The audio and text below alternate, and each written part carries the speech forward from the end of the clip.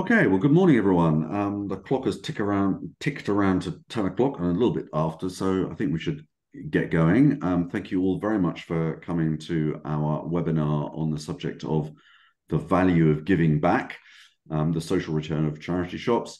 My name is Robin Osterley from the Charity Retail Association. Also on this call, we have Kelly Marie Marshall, who looks after our admin, and Alaya, who is our head of research and who has been project managing this extraordinary report for us over the last year or so. You've got all the important people on this call, not least being our sponsors, Anstey, who are represented by Anna Phillips here, and Nicola Lynch from Lynchpin Support, who's going to do the presentation in a moment. Just a couple of housekeeping things, if I may. You'll recognize that this is a webinar, not a Zoom conference. So the consequences of that are that you can see us, I hope, but we can't see you. You can't put your hand up or anything like that, but that doesn't mean to say you can't interact with us. You absolutely can. So there's a Q&A box at the bottom of your screen, which you will see. And the idea is to put questions in there and we can kind of group them together, and in about half an hour's time or 40 minutes time, something like that, we will address as many of your questions as time allows. If you have any, try not to put the questions in the chat box because it makes it harder for us to manage. But if you do have technical issues or any kinds of issues at all that you might want to raise, then do pop those in the chat box and we'll do our best to deal with them in flight. The other thing I should say is that you will definitely get copies of these slides, so you don't need to ask about that. They will be forthcoming to you automatically. We're also recording this webinar, as you know, so that you should be able to download that recording at some point in the future if you want to refer back to it, or indeed send it on to any of your colleagues. Okay, I think that's probably enough from me. We've got 86 people on this call, which is a very goodly number. We are enormously excited about this project. I don't really want to say any more because I think it's time to get into it. But first, as they used to say many, many years ago, a word from our sponsor. So Anna from Anstey would just like you to say a couple of words, if that's all right. Thank you, Robin, and I will be brief. For those of you who don't know me, as Robin said, I'm Anna Phillips, and together with a number of my colleagues, I head up the dedicated charity sector here at Anstey. We're a law firm with offices across the spine of the country, from Truro, Plymouth, Exeter, Taunton and Bristol to London, Southampton and Manchester. Our team supports charities, social enterprises and other not-for-profits with all their legal needs. So you may wonder why a law firm has supported this research. Well, we believe that we're living in an era when the power of good, which is at the heart of this research and which encompasses impact on our communities and our environment, is key for all aspects of society, individuals, charities and corporates alike. We all have to play our part.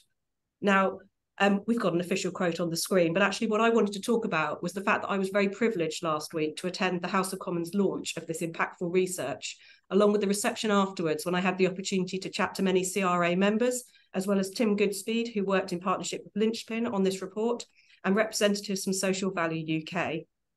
What really struck me was the sheer force of energy in the room. In my view, it's this energy from the amazing charity shop leads that we have across the country, which drives the social value, which Nicola's team has quantified and will explain to you shortly. My biggest takeaway from the event is that understanding this value is really just the start. We need to share these findings, which will feed further into the energy of our amazing staff, volunteers, donors and customers across the country.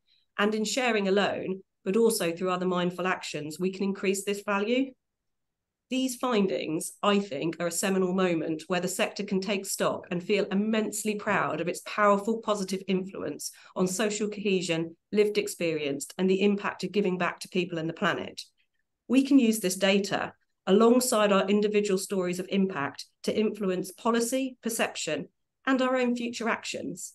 Together, this fantastic data and the empathy and buy-in achieved by those individual stories are hard, I think, for anyone to overlook. For me, charity shops have always been the public face of the charities they represent and fundraise for. This research also allows those retail teams to send a wider message about that power of good that charities represent in our communities. Actually, we sometimes suffer as a sector from a tendency towards negative press.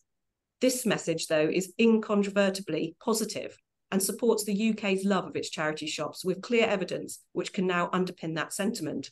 So without further ado, Nicola, over to you. Wonderful. Thank you so much, Anna and Robin, on what an intro to follow.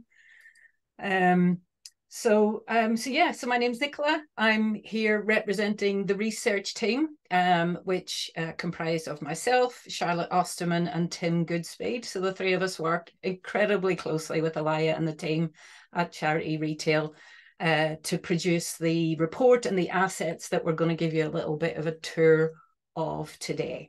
So what will we cover today? We're going to very briefly touch on why social return on investment and what is it. We'll describe again briefly how we carried out the SROI for Charity Retail. We'll have a look at the findings and hopefully just give you a little taster of those that makes you want to go delve into the report further. And then we'll have a look at the further assets and resources created for you all as CRA members that sit within this toolkit, like I say, that we'll show you today, and then take some questions from you. So why do any kind of social return on investment research? SROI grew out of this desire described by Bobby Kennedy way back in 1968 to understand or impact on the world in a way that goes beyond financial value. So many of our decisions still to this day are made in a way that only focuses on financial value. And that misses so much. It misses so much of the beauty and depth and richness of human experience. So what we're trying to do with social return on investment is reclaim that space to center human experience again in our understanding of our impact and allowing it to influence our decision making. And we see the work we did for Charity Retail Association as a bit of a missing piece for you guys in terms of data and evidence. You already do a brilliant job at quantifying and communicating the economic impact of charity retail and the environmental impact. And you do that both as a sector and individual organisations. Lots of rich understanding there. What we want to do with this piece of work was focus in on the social bit. And for us and for you, that's all about the well-being of our people. And that's what social return on investment does. It focuses in on our impact through the lens of well-being. It is an impact measurement and management methodology. It's not the only one out there. It is one. And part of the reason I love it, coming from a background of social justice, is that it doesn't just ask what impact we've had. SROI also encourages us to ask how much the changes actually matter to the people impacted. So not just how have we changed lives, but how much those changes matter to the people most impacted. In SROI, we use financial proxies to communicate the relative importance of change. And it's very important to us that that relative importance is articulated by the people impacted. It's people's opinions about what matters most to them. These proxies then don't represent fiscal value in any sense. They don't represent cost savings to the system or wealth generated in an economy. And they're not about seeking some kind of absolute truth. We talk a lot about this idea of actionable insight rather than absolute proof. We're trying to generate understanding about how we impact on people's well-being so we can do more of the good stuff and less of the bad stuff.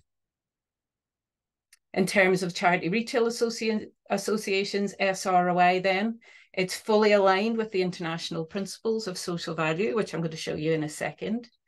It was conducted in accordance with the SROI framework published by the Cabinet Office, and it has been assured by Social Value International, and that assurance was awarded in September 23. So social return on investment as a method gives us evaluators or practitioners a way to implement the social value principles, which you can see on the screen. And I hope they are reassuringly jargon-free.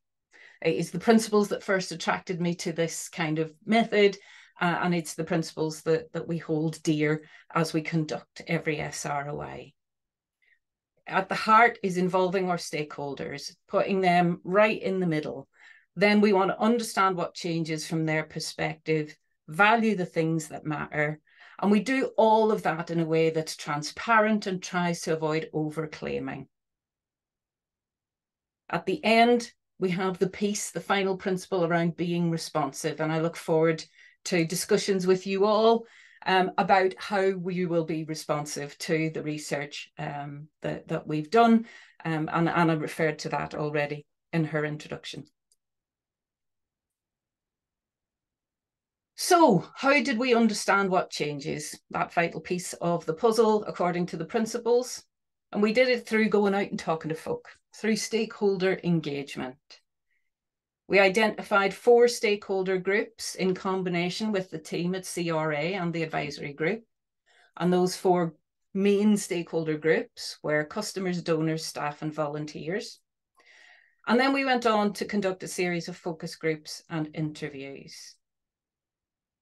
And you can see on the right-hand side, our colleague Charlotte Osterman, who was the lead author of the report, conducted the workshops that generated all that wonderful colour on the right-hand picture.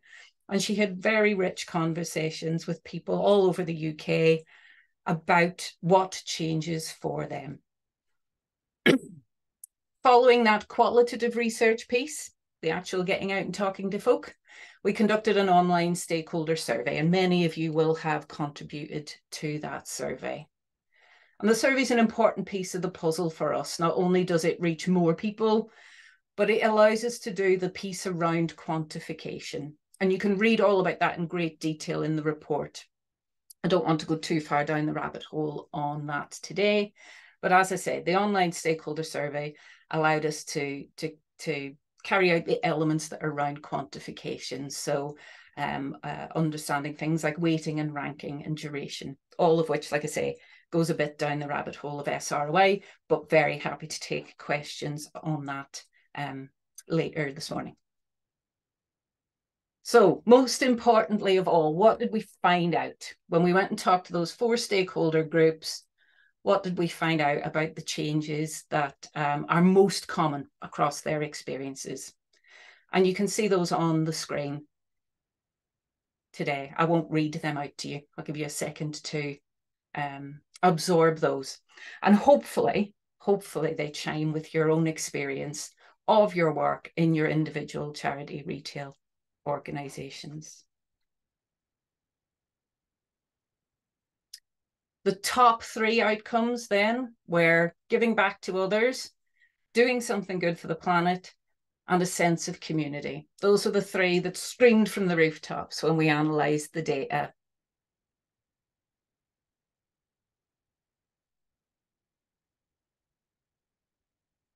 When we'd gathered all the information via both the qualitative and quantitative research phases, we crunched them all in this beautiful Excel spreadsheet called the value map. And I don't expect any of you to try and read that on the screen, but it just gives you a sense of where all this information goes and how we start to analyse it and how we start to put numbers on these things that are quintessentially human experiences. The stakeholders and their changes are upfront, though it's the important piece of the story. And then, as I say, we work through a process of quantifying our understanding of all those changes.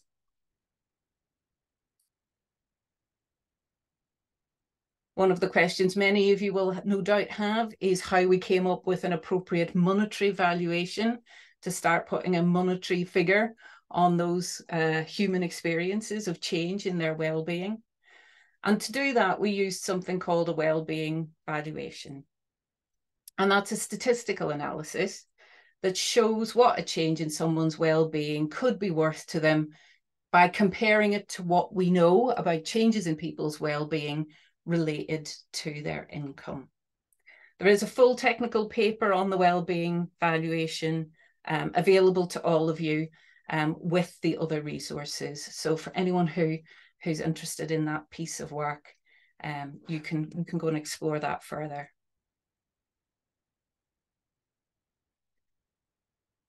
So when we did all the crunching, we added the monetary valuation at the end. Where did we get to? And many of you have seen these headline figures from the launch event that Anna referred to in her intro. The total social value generated by charity shops in the last calendar year was calculated at 75.3 billion. And that gave us a social return on investment ratio of £1 to £7.35. All the analysis has been assured by Social Value International, as we described. So you can see our shiny assurance certificate here on the left. And one of the things it's worth raising just is that when you have a chance to read the report and look at it in a bit more detail, we do use a kind of an analysis process called sensitivity analysis when we conclude our initial work of valuing the changes we've described. And that sensitivity range for the Charity Retail Association still came out at a lowest figure of £4.10 and a highest figure of £17.80. So even when we look at all our judgments and think about pushing different buttons to look at where we might have judged things differently, you still come out with these amazing figures about your return on investment.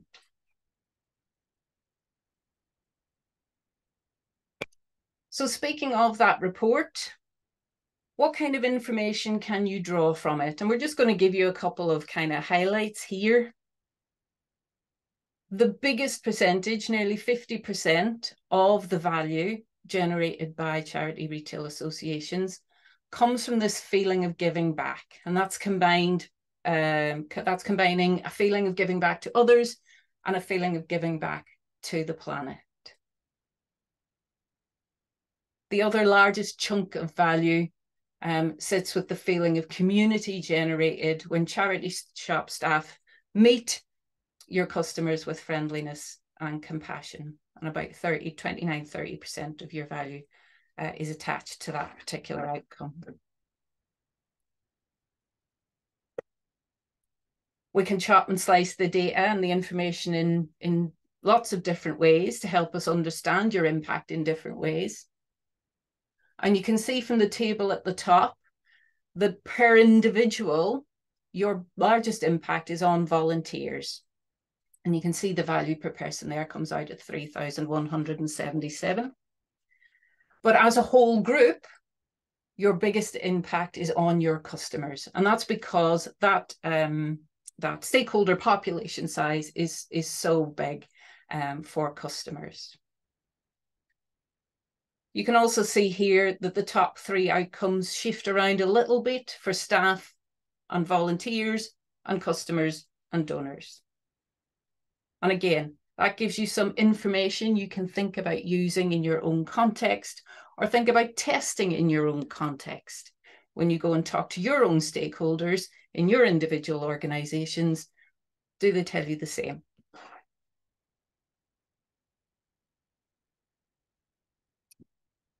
So all these resources are available in your members area of the Charity Retail Association website. You've got the report that I've just kind of shared some brief highlights from, and you've also got the toolkit. I'm going to go on to show you that toolkit now, but that toolkit has a calculator in it, a user guide to help you use the calculator, and a report template. So you've got some content to run with if you want to use the numbers you generate through the calculator. You don't have to start from scratch. And we also have some case studies of different charity shops across the UK that have used the toolkit to produce a report so that you can see what other people have done with this information and hopefully get some inspiration for yourselves. So I'm going to come off PowerPoint now and show you these documents that we've got. As I say, in the middle here, in terms of the screenshot, you've got the calculator, and then to the left, a user guide, and to the right, a report template. As I say, I'll come off come off PowerPoint now so that I can show you those documents.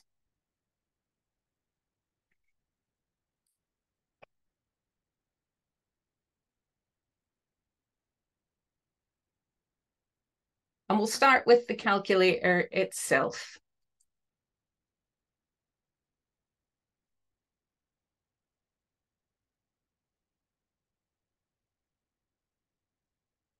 So here you go. Hopefully you can see the calculator. If one of the team could let me know if the calculator isn't showing, that would be really useful, because obviously I can't see the chat just at the minute. It's showing, Nicola, Yeah. but it's very small, Yeah, and it's on my screen, so it'd be good to yeah, make no problem. I just wanted to show people what it looks like when you open it up, and then we'll dive in a little bit. So thank you, Robin. So this is what you see when you open up your Excel calculator. You'll see you've got 3 options here for using it in different ways. And as Robin has said, I will just zoom in a little bit so that we can see a bit more clearly what you've got. At the top of the opening sheet, you've got a repetition of the information and the data from the report. So this shows you the total value of all charity shops in the UK according to the study. And that's just there for your information. To go on and use the calculator then, you're going to choose between using option 2, option 3A, and option 3B. And the choice you make will depend on the information you've got and the data you can lay your hands on about your own organisation. If the only information you have is how many charity shops you want to calculate a number for, you simply pop them in here. So if you pop number 1 in here, you can see you get this, the table to the right-hand side of the green completes itself with the numbers relevant to one charity shop. If you had a small chain of 5 charity shops, you can pop that in there and you will get a total value figure for the social value generated by your 5 charity shops. If you've got a little bit more detail than that and you want to use option 3, you're obviously more than welcome to do so. The calculator is entirely built on and pinned to the original research. So the stakeholder groups that you will be able to calculate a value for link to that research. And as you'll remember, that covered staff, volunteers, customers, and donors. So those are the stakeholder groups you'll be able to generate a value for if you have data on those. So in option 3A, if you have the number of staff in terms of your full-time equivalents, you know the number of volunteers, you know the number of transactions you've had within a time period, you know the number of donors, and you know the annual cost of your charity shops. If you have those 5 pieces of information, you can enter them into 3A, and you will generate both a total value and a social return on investment ratio. So I'll give you an example of what that might look like. You have 3 staff, 20 volunteers, 30,000 transactions, 2,000 donors. And if we say this is one shop and your running costs are about 100,000, you can see that populates over on the right hand here, your total value and also social return on investment ratio. 3A is the only option that gives you this SROI ratio, and that's to do with the requirement for this level of detail in order to create that ratio. So for many of you, you'll have some of those data points and not all of them. And 3B will accommodate your needs if that is the case.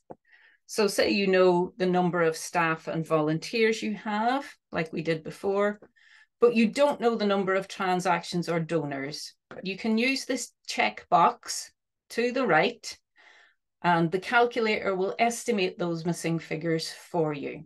It does that using a concept of national averages as generated in the report. So like I say, all the calculator is entirely pinned to the research from the report.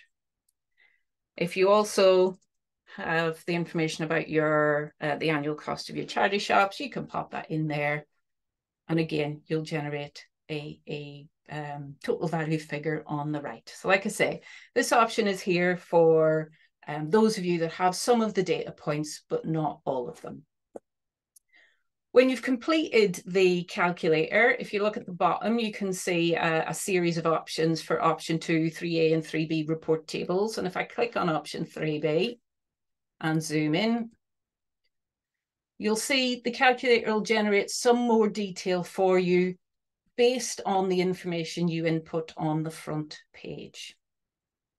And it'll break down quantities, so the number of people, the number of individual stakeholders that might be experiencing the outcomes described.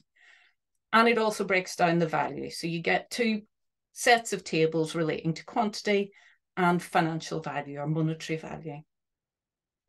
At the end of it, you'll get a total value table that adds up all the detail above. You may or may not want to use the detail there. You don't have to, but it's there for you if you want it. Okay, so that's what the calculator looks like. In order to help you use it, we have a user guide. And obviously, I'm not going to read through this in detail. You can do that at your own leisure when you download it from the website. But there is a user guide here to help you kind of understand what you're doing with the data, understand what it's telling you and what it isn't telling you, and help you understand where you may be able to go to calculate some of the data you need. And we've got a little bit of information in there on what a wellbeing valuation is as well, so that people have access to that greater understanding about that monetary valuation that underpins this work. And then the last piece of the puzzle is a report template. And it does what it says on the tin. We have generated some content for you so that you don't have to start from scratch. And that gives you things like a description of social return on investment, a little bit of information on the methodology that underpinned the original research and the toolkit itself. And then you can see highlighted in yellow areas where you can generate your own information or add your own information. You can copy across the figures from the report tables that we just looked at and pop those in here. And we also strongly, strongly encourage you to personalize this. It really is just a very basic template so that you don't have to start from scratch. But we do strongly encourage you to tailor this and do what works for you in your situation. In particular, we encourage you to add quotes from your own stakeholders, photographs and pictures, any case studies you have that really bring this information to life. And before I close and we take some questions, I'm just going to show you an example from one of our fantastic group of early toolkit testers. And that was the team at Dougie Mac. And they produced this report using the template I've just showed you. And again, this and some other examples will be available on the website, so you can look through it at your leisure. But this gives you a sense of what that team were able to do with the information and what they added to it. They've produced an infographic here to support their work in publicising what they do. And in the report itself, they've included lots of great stuff in terms of photographs and quotes and colour, like I say, to really bring that to life.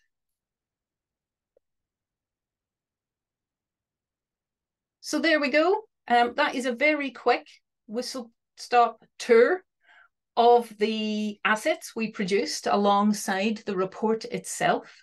It has been an absolute pleasure to work alongside the team at Charity Retail Association. We have spent a lot of time together this year. The team have been fantastic at both supporting and challenging us as researchers throughout the whole process. And we will be standing by, applauding you as a sector, applauding the impact you have, the value you generate, and what you choose to do next in terms of your research and communication about the amazing impact you have on the society in which we live. So I'll hand back to Robin now, and myself and the rest of the team, as appropriate, will take any questions and do our best to answer those. Thanks, Nicola, and thanks for your warm words. It was a pleasure working with you guys as well. Like any project, it had up moments and down moments, but we got through them all incredibly successfully, and definitely have a report and a toolkit which we can be hugely proud of. And thank you very much to those people who've already commented on what an extraordinary achievement this is. So we have had a couple of questions come through. Please do keep those questions coming, otherwise we won't be able to fill up our next half hour. The first question is, one element in your circular chart mentioned value the things that matter. Could you explain how that was actually done? Are you looking at kind of micro level evaluation or a macro level, or what? How was that evaluation done? Yeah, no problem at all. So the question about how we value what matters builds on our understanding of what changes for people. So both in our qualitative and our quantitative elements, we asked people, and by that I mean in the interviews and the focus groups, as well as through the survey, we asked people to tell us the changes they experienced and also to rank them from their perspective as a stakeholder. So that is how we value the things that matter. For us, the question of value is about what matters to people and how they rank things. So it is entirely pinned on the stakeholder's perspective about what matters to them.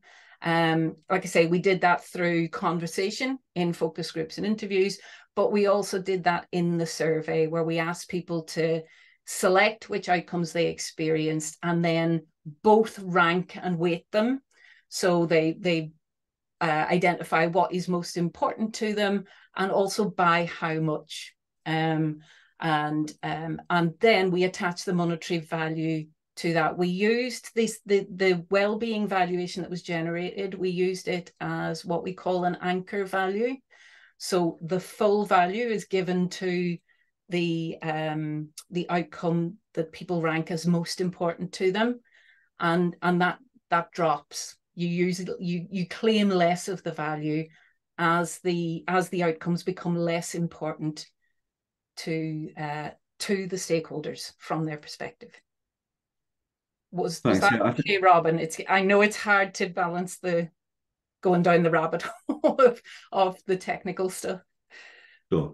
So a couple of points to add, I guess. One is that all those technicalities actually are explained pretty in some detail in the full report, yes. which is available as well, which you can download from our website. The second thing to say, I think, is that this methodology, you didn't pluck it out of the air, did you? It is a tried and tested methodology which has been used many times, including by the Cabinet Office, to evaluate the well-being effects of their legislation. So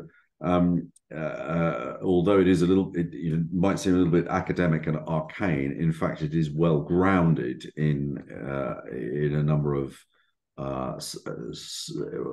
It's a methodology that is very well grounded. Let me leave it at that. Absolutely, and to build on that point from Robin, one of the key questions for assurance is: have we explained all of this stuff well enough and in enough detail that people can poke at it and hold us accountable for it? So as Robin says, if you really want to get more detail on it, it is all in there in the report. Thanks. Okay, so next question. I'm going to read this question in full because I like it, especially the beginning. It says, absolutely brilliant. And my mind is racing at how we can create and use our own report. You said research across all the UK, Nicola. Where out with England was research done? And she or he has given themselves away by using the word out with. They are in Scotland. So. Yeah, so So I might call on Alaya to remind me exactly where all the focus groups happened, because they happened in January or February of this year. But the survey went everywhere and we had responses from all over the place. Our advisory group and our toolkit testers also represented all 4 nations: Scotland, England, Northern Ireland, and Wales. We were quite keen with the focus groups and the interviews to try and reach as much as we could, but obviously there is a bit of a limitation around physically getting around places, but we were very keen to make sure we covered rural and urban and as much as we reasonably could. But Alaya, do you remember exactly where the focus groups happened? It's a big ask of you as well. Yeah, London, Birmingham, Manchester, Stoke-on-Trent. We had several locations. Face-to-face, they were in England, but then obviously to cover all of the UK, we offered the opportunity to join online, and we had a lot of stakeholders joining online as well, thanks to the charities that helped us with the study. Yeah.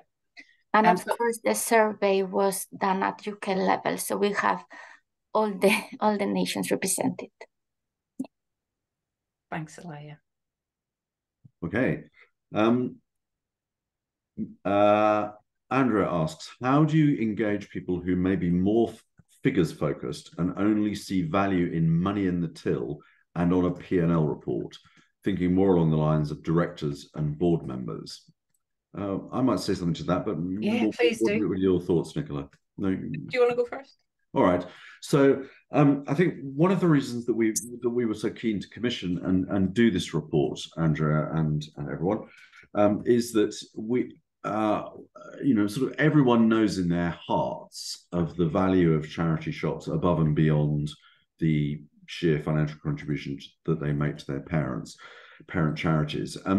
Everyone sort of knows about that. Everyone talks about it quite a lot. We've certainly talked about it over many, many years. The whole more than a shop concept. What we wanted to do was to put a financial quantity on that and make it actually, create a number which we could all be happy with and which we could all live with.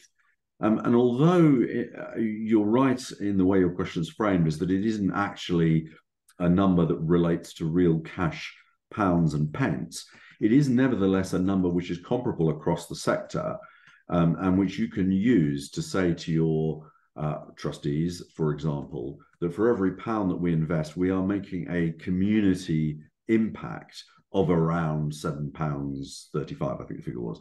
And that's something that I think, even the most hard-headed financial specialists ought to be able to understand. Otherwise, we're talking in quite vague terms about the good that it does to be a volunteer, the good that it does to be a donor, and all those kinds of things. This actually gives us a chance to be a little bit more concrete in the figures that we're bandying about. So it's not a perfect solution, but there isn't a perfect solution to this. But it does put us a long way along the road of being able to quantify the social value that our sector brings. So that's my take on it. I don't know if you want to add anything, Nicola. I mean, I would just confirm what Robin says. My particular background is in the voluntary and charitable sector, and like I say, I have a particular interest in social justice, and I tend to do a lot of my work in high crisis environments like prisons and domestic abuse refuges and places like that. And one of the reasons I went down the road of kind of practicing social return on investment was to try and get to this place where we have richer conversations about complete accounts of value. Now that sounds a little bit jargony, and it is a bit jargony, but this idea of complete accounts of value allows us to broaden out our conversations so that we are including financial, environmental and social outcomes in all our conversations about our work and how we're impacting on the world around us. And that's, I find in the work I do, where I often present to directors and trustee boards, that idea of trying to have that broader conversation where we're not pushing out one or the other. We're not saying financial value is unimportant. Of course we're not, but we're saying we want to enrich our conversations so that we're talking about the different kinds of value we're generating, and generally that works okay. I try not to set it up as a fight, if you like. I'm not trying to say social value is more important than financial value or anything like that. What we're trying to do is push toward this idea of a more complete understanding of our impact on the world that allows us to make better decisions ultimately. Yeah, thanks. And we've had we've actually had a corroboration for that come through on the Q&A from David Emery. This is a great idea and tool. We've always known there is an SROI, but it's always been difficult to quantify. This tool fits the bill perfectly, and I know my trustees CEO will love this data. So that's that's a really good kind of corroboration of what we've been saying there. So thank you for that, David. There's just looking through the questions here. There was one I just wanted to point out that bearing in mind the issues we've had with the chair of John Lewis in the past, Paul is asking whether or not we should send her a copy of the document. And I'm sorry, Paul, but we're way ahead of you. We already have done. Unsurprisingly, there has as yet been no response, but I'm sure it's only a matter of time. John Brumhead says it would be interesting to hear from charities that have trialed this on how they've used it both internally and externally, and what reaction they received and what best practice they would share. So we've got a number of case studies already, haven't we? Would you like to say a bit about that? Yes, but this one is a bit over to you guys as a membership. So we did have a group of 6 fantastic charities who supported us in the early testing of the toolkit, and they have all produced a report using the toolkit. So there are 6 examples on the website for you to look at. They haven't had time really to kind of get to the point of sharing them internally and externally in a way that there would be kind of feedback and learning about how this lands, how we can best present it, what are the, all of that, all of those good all that good learning about what happens when this stuff hits reality. So we haven't quite had time for that to filter through yet. But I'm sure I'm going to volunteer Alaya and the team, but I'm sure they will be well up for those conversations with you going forward about how you're finding this lands and where it's really useful context to use it, where it's not. That's for you as the members to really run with now and shape what this becomes as it goes forward. There is kind of broader learning about using this stuff in charities. Like I say, that's what I do day in, day out. That's perhaps something Alaya and I could chat about, whether we could write a quick blog or something like that about the broader experience of using SROI within the charity sector. Okay, moving on, because we've still got quite a few questions to answer. I think I can do this one, but correct me if I'm wrong. With the number of staff and volunteers, if you're part of a wider charity, do you use only the people linked with the charity retail arm? And the answer to that is yes, isn't it? Yeah. Okay, so we are so staff volunteers, it's retail staff and volunteers that we want to put into those figures. And a similar question, well, it's not similar actually, but again, it's a technical question which I think I can answer. What makes up the £1 invested when talking about the ratio? Is that from the cost of expenditure running a shop, or does it include income from what a customer spends? So it is from the cost of expenditure running a shop. It doesn't include income from what a customer spends, but what it does include, which is very important to realize, is the value of donated goods in that shop. And that's why the ratio becomes so substantial in lots of ways, because obviously the value of donated goods is a substantial input that goes into that ratio. So that's that. There are 2 types of donors, individuals and corporates. Could you please tell us how these donors will be quantified? So as far as I'm aware, we're just talking about individual donors, aren't we? Not corporate donors. Okay, so that's that one. What else have we got? I can talk a little bit kind of to that point as well. You're Sure, absolutely yep. right, Robin. But for everyone's benefit, there are limitations to what we calculated and how we calculated it, and the stakeholder groups that we worked with. There are always limitations in any work based on time and resources, and who we can get to, and where there is data already and where there isn't. All of those are laid out in pretty significant detail in the report. So first of all, it's to acknowledge that you know, we haven't covered every stakeholder you could possibly cover, and that, like I say, that comes with every SROI. It comes with every single evaluation, but like I say, those limitations and the boundaries are in the report. What they often do, and I noticed there was a couple of questions about kind of what next and will it be updated and things like that. One of the great things about those limitations is it helps us ask more questions, exactly like the ones you're asking, where you go, if we had more information, it would be great to know. And that's I think that's a real opportunity for you and the CRA team, for you as a membership, to kind of take ownership of this a bit and go, right, we as a sector, our next question is, can we go and poke down that stakeholder group a bit further, or is there something over here we'd really like to start gathering data on that we could add a question to our annual survey about? Or so that you know, we really hope as researchers, and particularly as social value researchers, that you know, that you engage with the limitations that were in place for this research and think about what you might want to do next. But you should get all the answers in the report about, you know, where lines were drawn and who's in and who's not, and all that great detail. Okay. I'd like to just tackle, or try to tackle a question, a really interesting question, I think. Was there anything that came out in the research that requires us to work on to make us even better? Did you have any sort of standout moments in that area, Nicola? Because I've certainly got one.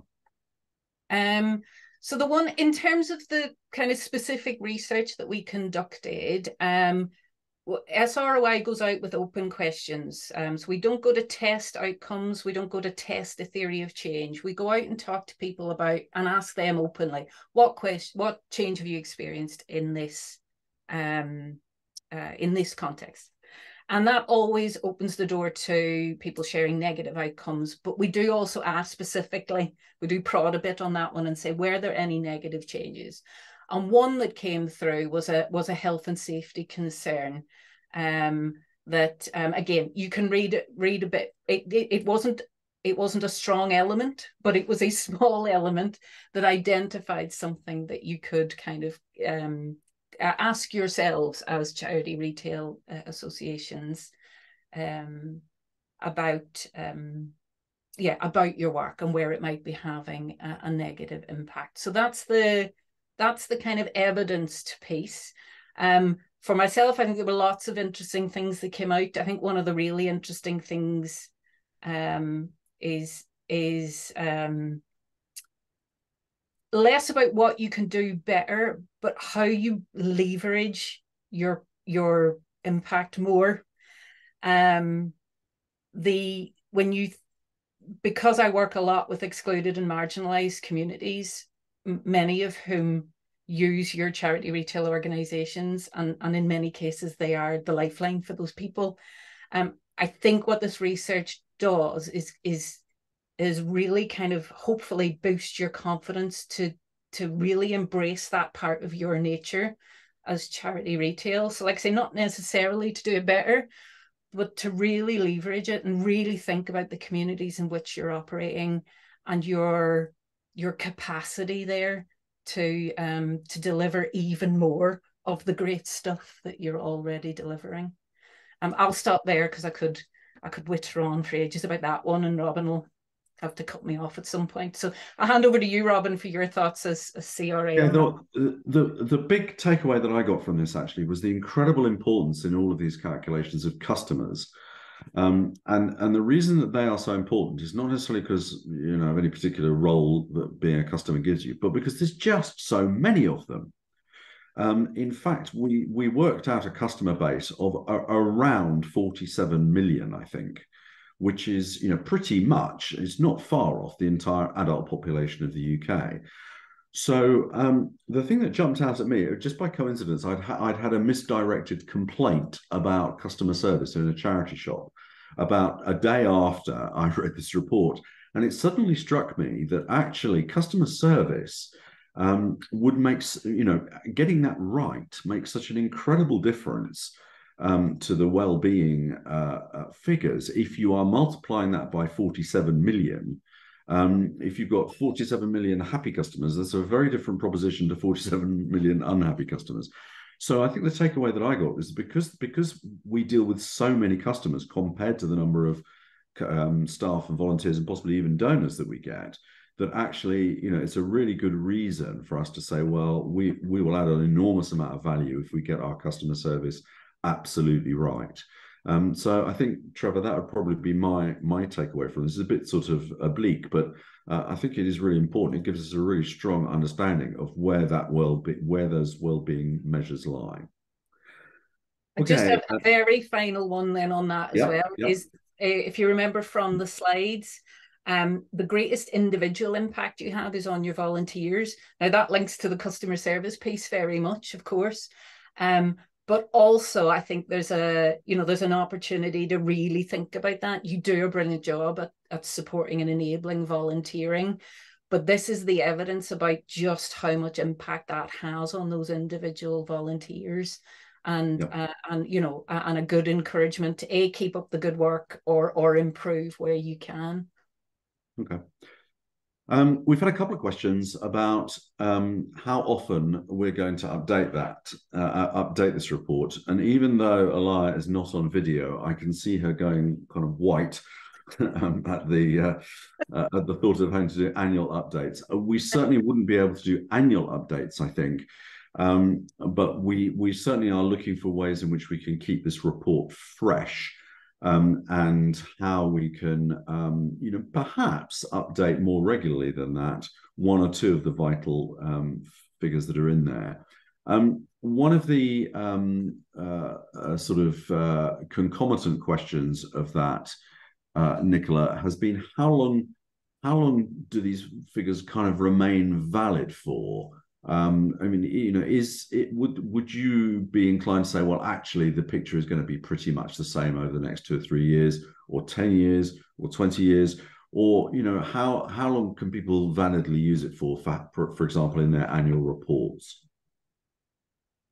That is a bit one of those questions where it kind of depends on the context. And actually the external context in terms of this is really important and a really interesting conversation to have around what happens to the cost of living crisis and our wider economy and how people are shopping and surviving within that. You know, there's an awful lot of stuff that impacts on the longevity of these figures. I think beyond 2 to 3 years, beyond 3 years, you'd be wanting to refresh, just as kind of good practice. The other option is, and this is work I do myself, is to kind of is to test some of it. So rather than going right back to the start and doing it all again, is to think about every 2 to 3 years, where are the areas we need to test to be confident that this is still relevant.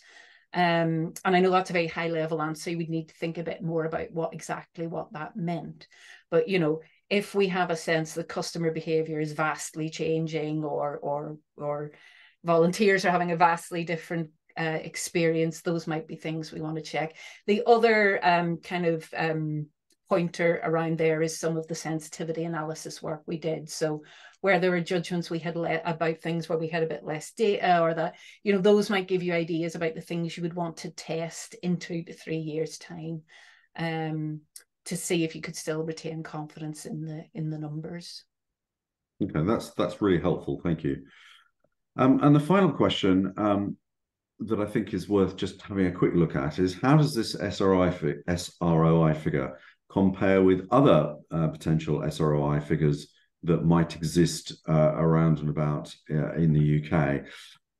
We looked at this fairly extensively over the last week or so, and looked back at some of the reports that Social Value International have published, some of which do have very clear SRO, I don't know why I can never say it, SROI ratios, similar to our 7.35.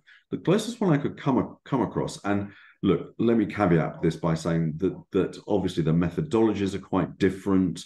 There are all sorts of reasons why you can't make a direct comparison.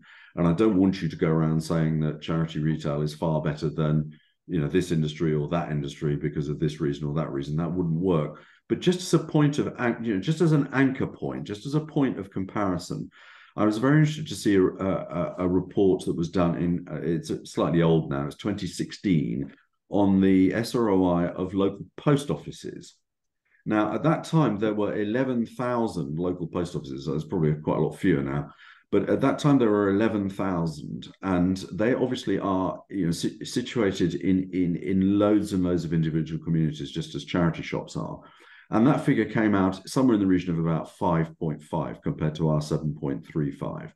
So that just gives you some idea that we're anchoring this in a, you know, in a realistic place. I please don't want you to go around saying that, you know, we're 2 points better than the post office, because that just simply isn't realistic. But it gives you some idea, I think, that you know, for organisations that are similarly geographical, similar in size, they've come up with a not dissimilar number to us.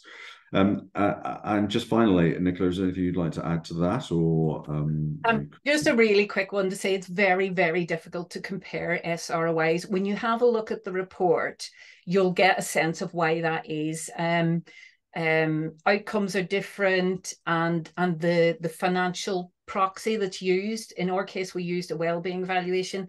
People use loads of different ways to come up with those proxies, and that makes it very difficult to compare apples and pears. So it's a bit of a tricky one. What I would do is take a step, if you're interested, just take a bit of a step back from the monetary valuation and look at the outcomes and the stakeholder groups where you're having the biggest impact, and some of those insights that are generated from the report. And think about those in comparison to other pieces of your work. I think the example was information and advice. So I think that would be more interesting and more useful and more credible as well, to talk about the areas where you're having more or less impact rather than necessarily comparing a figure. Okay, thanks. One more question. Okay, so it wasn't a question. It was one of many compliments to us for having done this, and by extension to you and your team, Nicola, for having produced it. I need to give my thanks once again to Anstey, our sponsors, for helping us so much with this report and for being so enthusiastic and knowledgeable about its importance as well. To our team of researchers who were mentioned by Nicola at the beginning, Nicola herself, Tim and Charlotte, who were on the research team.